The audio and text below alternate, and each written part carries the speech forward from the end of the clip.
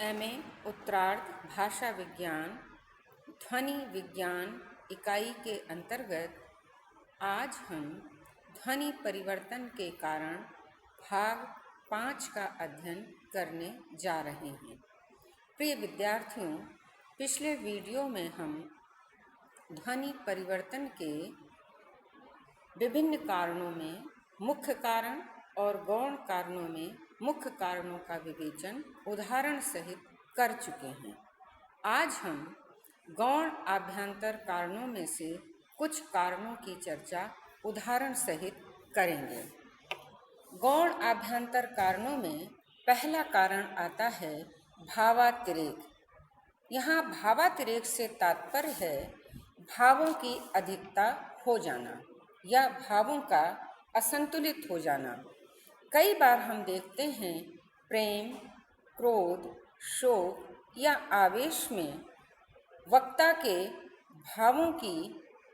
वक्ता में भावों का असंतुलन हो जाता है और ऐसी असंतुलन की स्थिति में जब वह कोई शब्द उच्चरित करता है या अपनी कोई बात कहता है तो उस स्थिति में उसके द्वारा उच्चरित किए गए शब्दों की ध्वनियाँ जो हैं वो थोड़ा सा असंतुलित होने के कारण उन ध्वनियों का रूप परिवर्तित हो जाता है। अब अगर हम साहित्य शास्त्र की दृष्टि से देखें तो भाषा विज्ञान में ये भावातिरेक भाव सबलता जैसी स्थिति बनती है। जैसे भाव सबलता में व्यक्ति या नायक के नायिका के अंतर्गत इतने अधिक भावों का उद्रेक हो जाता है एक के बाद एक कि ये ज्ञात नहीं होता कि कब कौन सा भाव कब उदित हुआ और कब समाप्त हुआ। हम कुछ ठीक वैसी ही स्थिति भाषा विज्ञान के इस ध्वनि परिवर्तन के कारण के अंतर्गत समझ सकते हैं। अब यह स्थिति कभी प्रेम के कारण, कभी क्रोध के कारण, कभी शोक के कारण तो कभी प्रसन्नता किसी भी स्थिति से हो सकता है। हम अपने आसपास राम शब्द के कई रूप देखते हैं, जैसे रामू, रामा, रमवा, रमैया। और रमैया शब्द का प्रयोग तो कबीर के साहित्य में बहुतायत से मिलता है। ये बात सभी को प्रमाणित है। दूसरा बहुप्रचलित शब्द कृष्ण। कृष्ण के हम बहुत सारे रूप सुनने को या प्रयोग करते हुए लोगों को देखते हैं। कान, कहना, कन्हाई, कन्हैया, कानू और कनु। कनु प्रिया शीर्षक से तो धर्मवीर भारती की एक बड़ी प्रसिद्ध रचना भी है जिसमें कनु का अर्थ कृष्ण ही लिया गया है। बच्चा शब्द का बच्चू, बच्चा, बचवा, बचानी आदि। बाबू शब्द बबुआ, बब्बू। वधू का बहुरिया, माँ का मम्मी, मॉम आदि। व्यवहारिक जगत में हमें अपने बोल चाल में अपने आसपास ऐसे ढेरों उदाहरण मिल जाएंगे जिनमें ध्वनि परिवर्तन का मूल कारण वक्ता का भावातिरेक होता है। इसके गौण आभ्यंतर कारणों में अगला कारण जो माना जाता है वह है आत्म प्रदर्शन या कृत्रिमता। कई बार हम लोग देखते हैं कि वक्ता जो है अपनी आत्मा अभिव्यक्ति के लिए कुछ शब्दों को ऐसे या इस प्रकार बोलता है, वो उसके बोलने के पीछे उसका उद्देश्य होता है कि उसके द्वारा बोली जाने वाली बात जो है वो कुछ विशिष्ट हो, यूनिक हो।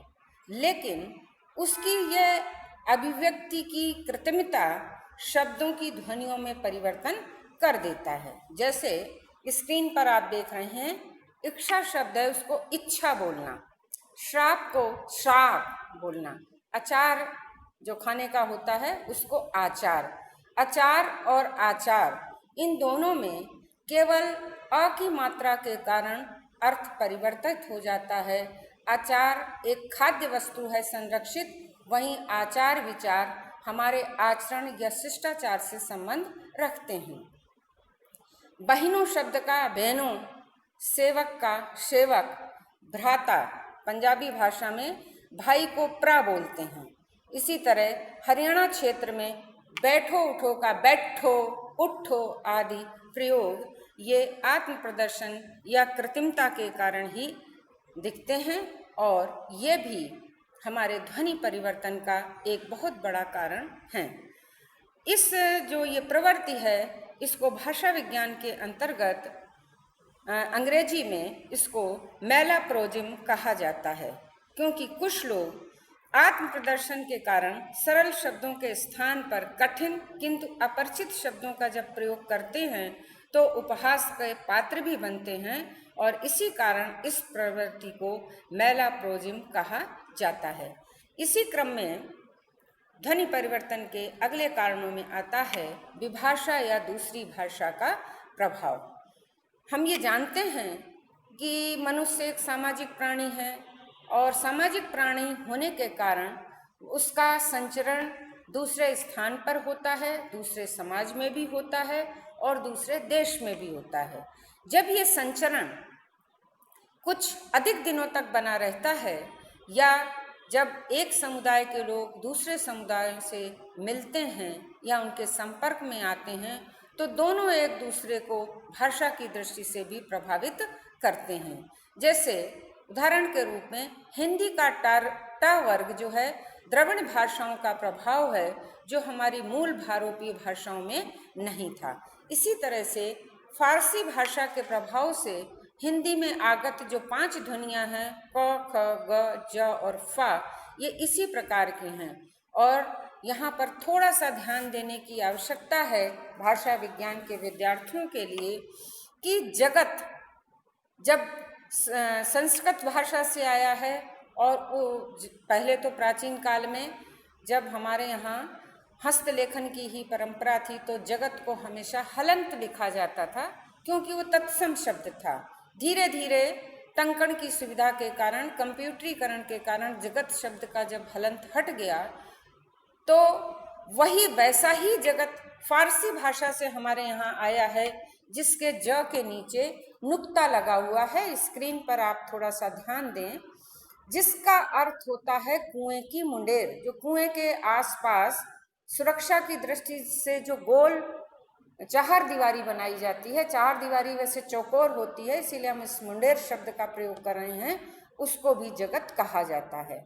अब आप ध्यान दें कि दूसरी भाषा के प्रभाव के कारण यदि किस जगत का यहाँ पर प्रयोग है बिना भाव अर्थ ग्रहण के हम उसका अंतर रेखांकित नहीं कर पाएंगे। लेकिन इसी स्थान पर यदि संस्कृत के जगत के स्थान पर नुक्ता वाले जगत का प्रयोग है तो हमें तुरंत ज्ञात हो जाएगा कि इस जगत का अर्थ है कुएं की मुंडेर। इसी तरह गौर शब्द है, गौर, गौर मतलब गोरा रंग, गौर वर्ण का व्यक्ति, और उसी में यदि गौर नुक्ता युक्त है तो उसका अर्थ होता है ध्यान पूर्वक सुनना, देखना या बहुत स्थिर चित्त होकर उस बात पर ध्यान देना। अरबी का तो एक अपने मुहावरा ही है, गौर फरमाना, गौर फरमाइए आदि। फन, सांप का सिर या मस्तक, और फन जब नुक्ता युक्त हो जाता है तो उसका अर्थ होता है कारीगरी या कुशलता। अगला कारण है हमारे इसका ध्वनि परिवर्तन का बहुत महत्वपूर्ण कारण है मात्रा, सुर और बलाघात। मात्रा, सुर और बलाघात निश्चित रूप से एक अलग वीडियो की अपेक्षा रखते हैं और कभी आगे के वीडियो में हम इन तीनों बातों को आपको विस्तार से स्पष्ट करेंगे। अभी तो ध्वनि परिवर्तन के अंतर्गत बहुत सूक्ष्म रूप में इसमें हम आपसे बात कर रहे हैं। मात्रा का तात्पर्य आप जानते हैं, ह्रस्व मात्रा होती है, एक दीर्घ होती है और एक होती है प्लुत। सुर, सुर का मतलब होता है अंग्रेजी में टोन, यानी किस टोन पर बात की जा रही है, और बलाघात का अर्थ होता है स्ट्रेस देना। हम ये देखते हैं कि बोलने में जब हम किसी शब्द की किसी विशेष ध्वनि में स्ट्रेस या बलाघात कर देते हैं, दे देते हैं, तो उस शब्द का अर्थ ही परिवर्तित हो जाता है। बलाघात का बड़ा सुंदर उदाहरण है अपने संस्कृत भाषा से आए हुए शब्द अभ्यंतर से भीतर बने हुए। क्यों? क्योंकि हमने अभ्यंतर ध्वनि लिप्त हो गई और उस लुप्त होने का कारण ये हुआ कि भय पर बलाघात के कारण प्रारंभिक अ की ध्वनि लुप्त हो गई और धीरे धीरे भ्यंतर से हमने शब्द गढ़ लिया हिंदी में भीतर।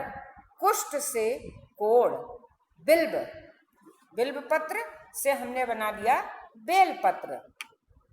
इसी प्रकार प्राय प्रयोग में देखा जाता है कि जब दो दीर्घ मात्राएं एक साथ आती हैं तो वक्ता एक साथ दो दीर्घ मात्राओं के उच्चारण को थोड़ा कठिन अनुभव करता है और वो इस कठिनता का एक रास्ता निकालता है सुकुरता का, जो हम पहले भी बात कर चुके हैं, प्रत्न लाघव या मुख सुख, उसके अंतर्गत।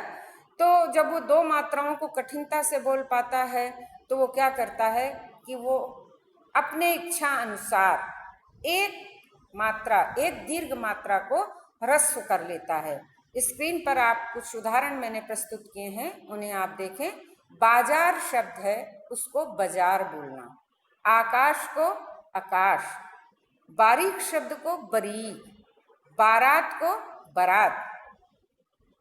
दुष्यंत कुमार की एक बहुत प्रसिद्ध गजल का एक हिस्सा है कि अब कोई बारात हो या वारदात, खुलती नहीं है खिड़कियां।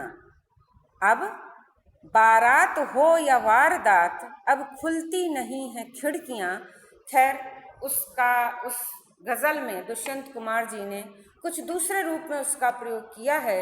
ये यहाँ पर स्पष्ट हो जाता है कि मात्रा, सुर और बलाघात के कारण भी ध्वनि परिवर्तन होता है। अब अन्य कारणों का मैं अगले वीडियो में स्पष्टीकरण करूँगी क्रमशः इति।